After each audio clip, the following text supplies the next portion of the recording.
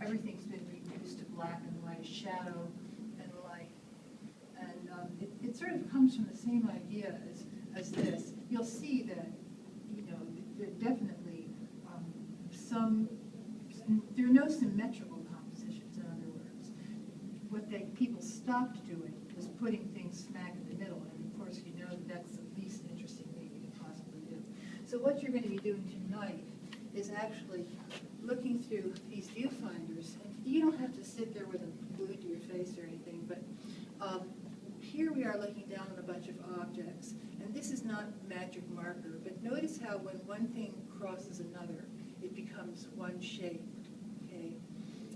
The same thing here, where the scissors crosses the pan, and the spoon and the knife and this coffee cup are all crossing this plate, but it all just becomes one shape.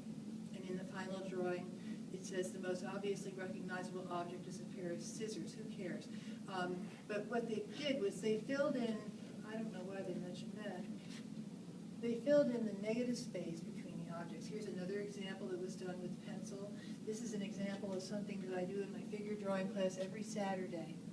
First we do silhouettes. You're going to do the same thing, the last two classes.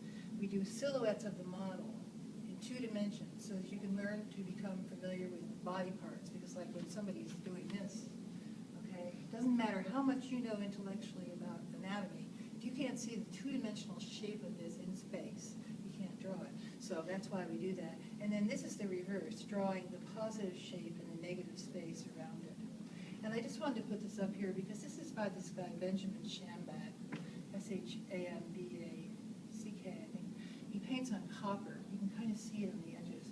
But this is, to me, just an absolute exquisite painting and composition in every way. I mean, the colors are just, if you look at this. Is it oil? Yes, it is. And there's a long tradition of painting on copper and oil. Yeah, a lot of times miniatures were done on copper. You have to sort of rough up the surface first before you do it.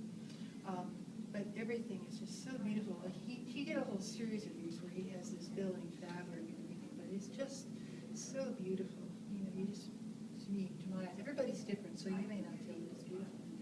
But the way that you do this is you need to take a viewfinder from over here. We're on this model stand here, and let me get some tape. What do I do with that?